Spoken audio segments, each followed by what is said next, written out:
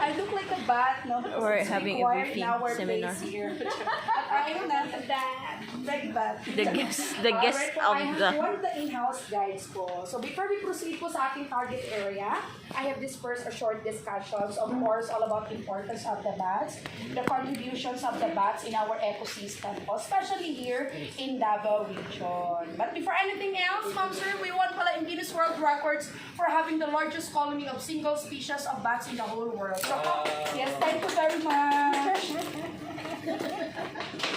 So, commonly at cave have 4 or mixed species that was based on the studies of Dr. David Walden and Merlin Tutal from BCI. So, according to them, you have a very rare cave here because it's very rare to happen that it has only one species. And this one is the Joproy's rosette or Rosetus amplexicaudatus. Listen. well, and guys, you must listen because I have a questions after. You have a questions after. Alright, so before we have an approximate number, by the way, before I forget, no, we have here the Joproy's rosette species pala. It called in local terms, Kurarapnit, Kulalapnit, Kabyaw, Kabag, Paniki, no, or Kwapnit. We have an oral recitation after, so you must memorize that, guys. Yes, no. So, they are frugivores and nectavores, ha. So, ibig sabihin, guys, ang kinakain po nila, ma'am sir, ay fruits lang and juices from nectars. So, very harmless. We don't have vampire bats here. Ang blood sucking lang dito yung mga lamok. So, you must have your insect repellent with you or you apply that before proceeding, no, sa ating area. So, before we have an approximate number of 1.8 millions. But right now, we have more than 2 millions already of their populations. So, until now po, tayo pa rin ang title holder sa Guinness World. Thank you very much. Wala bang palakpakan dyan? Thank you. So now let's discuss what are the contributions of these bats in our environment, especially dito sa Davao region. So yun na nga, ang ating mga panitipo, they are our night farmers. They do pollination or pollinating during night time. No? Especially here in Davao region, we have a lot of nocturnal trees. So when we say nocturnal trees, the flowers of those trees will bloom only during night time. Bumubuka lang ang mga flowers ng trees na yun sa night time. Ano-ano ba ang mga flowers na bumubuka ng night time? Paano ba yung tunog mo? Balik ka sa mga flowers natin, ladies. Anytime yung bloom. Yes.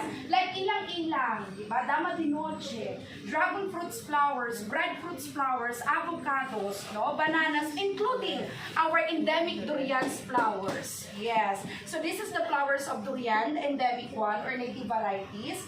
Kasi yung medyo nagka-apaw ng ating durian ngayon, may mga malalaki na guys, may mga baroque shapes na. Pero yung endemic talaga natin, naturally, no, as far as I know, ang flowers nun, it will bloom maximum of 4 hours nighttime. Bats, ang perfect pollinators at that time. Kaya daw ganun yung amoy ng durian. Kasi isa daw yun sa strategies or mechanisms ng trees to attract mga nocturnal pollinators like bats. The stronger the smell, the more unique the smells of a flowers or fruits, the more attractive it is for our bats. O, diba? The more delicious it is. Pag may amoy, kahit ano ang flowers, tsura ng flowers mo, basta't may amoy yan. Either good or bad na amoy, yan ang pinakamasarap para sa ating mga paligid. Oh? So pag may sumamang paniki sa inyong mamaya, alam na. Ang mga flowers nyo, check nyo mamaya, girls. Or sumama dyan. O, diba? Attractive kayo, that means you are attractive. So aside from pollination, our bats also are seeds dispersal agents. So para silang mga ibon, mga birds na yung mga buto, mga seeds from the fruit they eat, hindi nila dinadigest. Ang ginagawa nila, tinakain nila ng buo or niluluwa ng buo ang mga seeds into different locations for another trees to grow. That's why according to our Department of Environment and Natural Resources, almost 3% of our forest trees within the Philippines were contributed and planted by nocturnal animals. Ayun nga. Kaya pa rin may mansanitas rin. Kaya may mansanitas. That was one of the products bats no, of our tawag bats here. That was happened during pandemic kasi nga, one of the good things about pandemic time, nakapagpahinga ang mga lupa ba, wala masyadong umaapak-apak dun sa area. Kaya naman ang patuloy talaga ang paglago ng Manzanitas. So kami naman, pero hindi talaga ang Manzanitas ang nag-straight nun ha. Ang perfect naman ng mga bats no, kasi sabay-sabay sila straight agad. So kami ang nag-arrange, of course. Kami nag-ayos para maganda tingnan siya.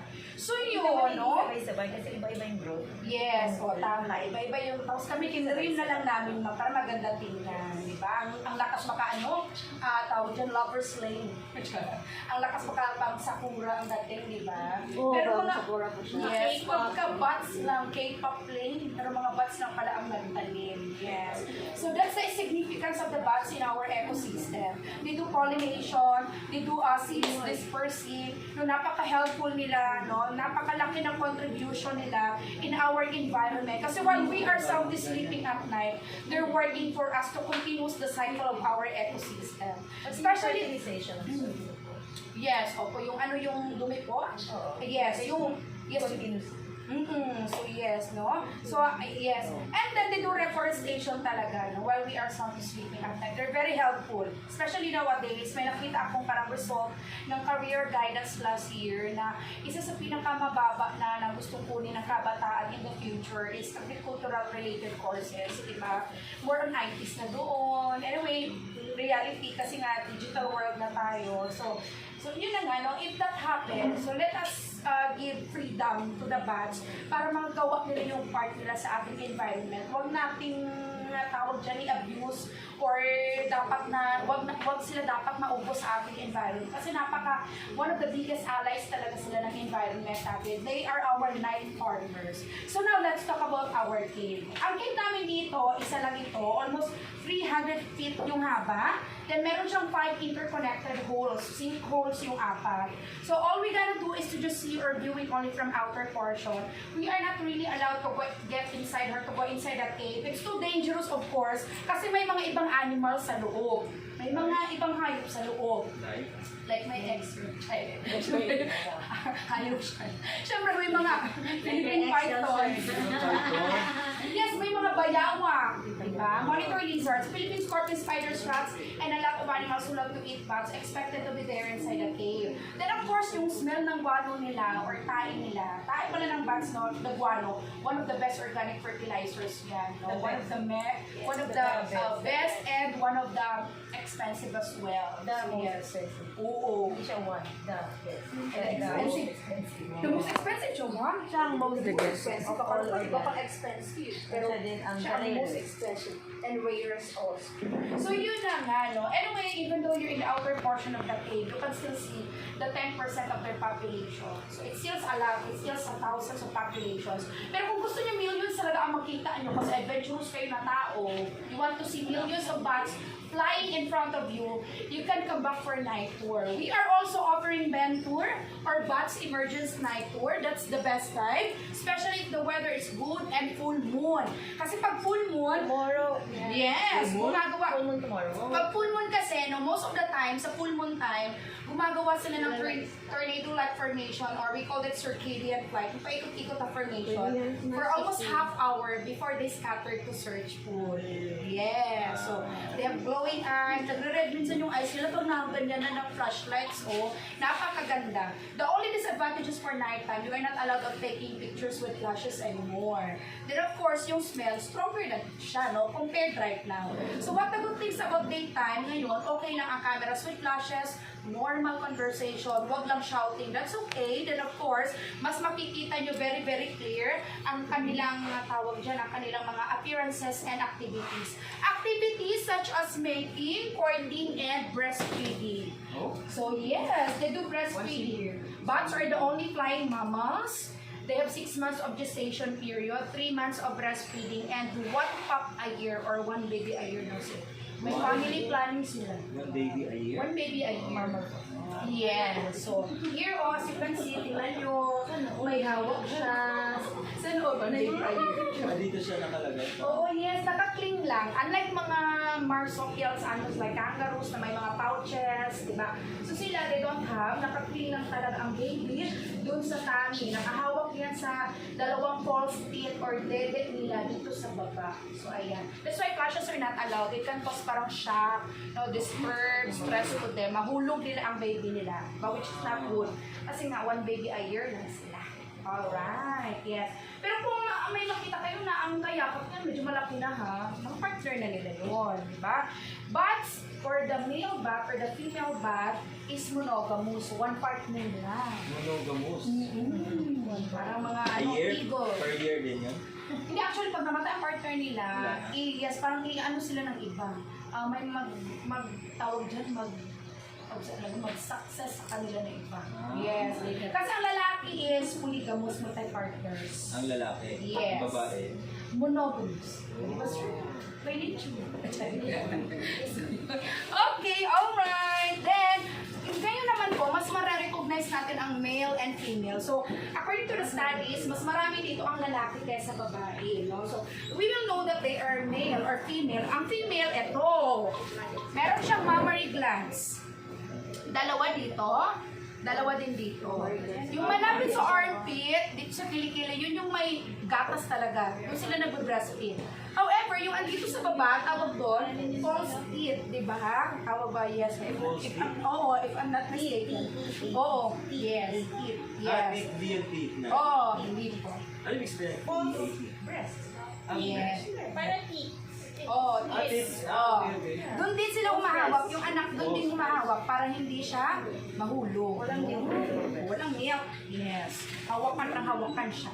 And then of course, the most obvious one is this one, the male. O, diba? Exhibition. O, diba? Meron silang lato-lato. May upright mangosteen. May mga ano sila balls to between their legs. Alright. So, yun po. Bats can live, no, in this species, they live up to 41 years old. Human years. Human years, yes. Then po, umaalis sila dito to search food, no? We don't feed them. Every night time, they go out. Usually, it starts 6 p.m., 6:10, 6:20. Earlier than that, if the weather is not good. Pero usually talaga 6:20 or 6:10 ang paglabas nila. They can travel up to Davao Oriental. So, it's 100 kilometers from here. Then they come back 2 to 4 a.m. before sunrise. May mga nalilate yung mga lasing. No? Kasi uminom sila ng tuba, nalalasing sila pag nasobrahan sila ng mga fruits, diba? So malalaman mo na intoxicated or lasing yung paligid pag andyan pa siya sa labas tapos may araw na. O try to smell. Amuyin nyo ang bat na nasa labas. Kasi 2 reasons na bakit andyan yan sa labas. Either dying yan or intoxicated yan. So pag amoy mo, sino yung amoy tuba, amoy chico, pag inalaw nyo, ang normal na lipad nila ganun, pag ganun. Pero pag ganun ang lipad, relate ka ganun. Pag ganun lipad, yes. Yun yung mga may nag-confirm na nagwalwal kagabi.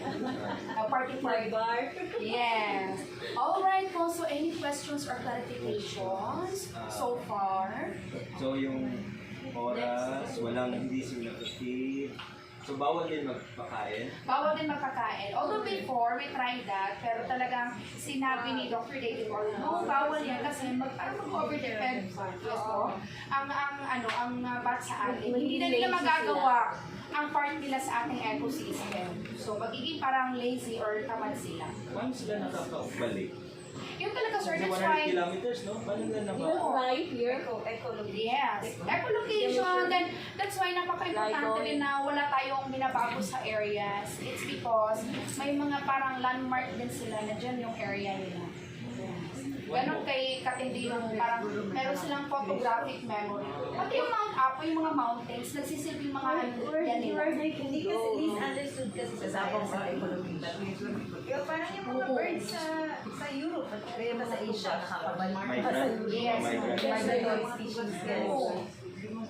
Yes, o yung mga centuries na tugas dyan. How about yung, di ba sa mga ants, mayroon silang queen? Yes, pero Meron din hierarchy bang- nila. May hierarchy din ba sa Yes. bats? Oh. According to the mga superstitious side belief, no, merong white bat. So yun White? parang white bat, a white bat. naabutan? Albino? Nabutan ko pa ma'am. Yes, Lacabella. Lacabella ang pangalan niya. Rare na lang ma'am, may nakita ako pero parang hindi na si Lacabella kasi ano na siya, parang may black na yung isang ano niya, wing. Isang wing niya. Parang hindi na siya, parang yun na yung parang successor. Yes. Oo, she was considered as a queen of the bat daw. That was according to superstitious Pero belief. sayang. Pero in the science side, ano lang yun, kung ano lang yun, abnormality sa, kung parang sa tawaan ako, albino, yes, abnormality sa stimulations. Pero in the science side, kung sino yung nasa mas mataas na area or position, yun yung mas superior compared to the lower position. So sa mga makikita mo, Sa taas, yun yung medyo yes, o kung may CEO, president, gano'n. Kasi nasa baba yun yung mga tour guide and may tickets. Ang paano business? So heard sila, ang isme grupo-grupo. Group colony po sila. Ang colony sila, pero pag alis nila po by group. May group. Ang may group sila pag malis. Pagpasok by group din. May grupo ng PWD. Hindi ba, may grupo ng mga, yes, mga mahis po, mga juveniles. Yes, kaya may mga grouping sila doon. Ayan yung Mamaya po, mga grouping. yes po, mamaya po makikita nyo po. Most of the areas, Wala siyang permanent colony. May colony siya pero wala siyang permanent group. Wala Hindi siya permanent. group na makikita mo na magkakasama all the time. Group sila pero hindi tayo magkakasama all the time. Unlike migratory birds. Nangyari Yes. talaga sila. We have to- So pwede rin may humalo sa kanila. yes po, nagre-recruit din sila. Actually, yung unang nila, maraming na-request yung mga bats dito galing sa mga caves na disturbed. In other parts. Disturbed. So, sama. Dami 69, 70. Almost 75 kids. Empty na yung halo. Marami silang na-request sa dito. Yun yung study. Opo, that's why po, oo, one of the reasons bakit dumami po sila dito, not because of reproduction, as I've said, one baby a year lang sila. Dahil mas marami ang kalalakihan kasi kababaihan. So one of the reasons bakit dumami sila dito because of migration. They came from other destroyed caves because of human intervention. Human interventions like hunting for food, abusive water mining, just get inside to have fun. So those are the distraction na never namin ginawa sa area na ito. Undisturbed, that's the key word. Bakit po sila dumami dito? Any other questions? Any other questions? Wala na, we can proceed. Okay. Okay. Opo, yung pala siya. Opo. Meron bang ilang mga recent scientists na nagpunta? Kasi sa other parts of the world, malaking problema yung disease ng bats that decimated many caves. Yung white nose disease? Yes, ma'am. Meron bang scientist na nag-aaral kung meron yan dito? So far po, nagtanong ako kay Dr. David Walden, years na before pandemic pa kung possible ba na magkaroon tayo ng ganun. Pero sabi niya so far daw dito, according to his observation, wala daw talagang nagka-white nose disease dito sa within the Philippine area. Doon lang siguro sa mga area nga, for me na malalamig. Yes, kasi dito talaga wala sila very healthy. According to the movement, according to their observation po, healthy masyado ang mga bats nila. If you don't look, you don't see. Nakikita rin mo, nakita. Kasi matagal-tagal na rin nagpunta si Dave dito. Matagal na. Nagpunta rin sa Manila several times, pero hindi siya lang Pero meron tayong student po from Iligan. O nagkatak sila nag-ano din sila. Tawag dyan. Nagkatak ng thesis about the antibiotics from the waste of the bats. So nakita doon na yes, so far healthy naman ang bats. Pero meron na silang antibiotic resistance. Out of 60 bats na tae, may lumabas na 37 antibiotics resistance. Ibig sabihin, hindi siya basta-basta alam sa gagamot o sakit na nakuha sa buwano. That's why physical contact are not allowed talaga doon sa mga bats, lalo-lalo na sa mga tao. Anyway, sabi ko naman, hatang siguro ng mga mga animals, may mga ganun talagang mga bacteria for antibiotics resistance, tawag dyan, yes, no effect.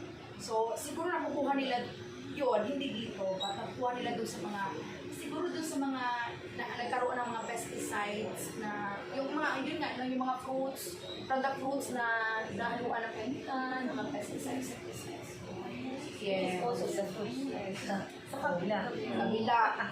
Talagang pesticides ang gamit ng commercialized foods. Okay. So more questions you can ask Question. during the tour. During the So tour, group picture muna.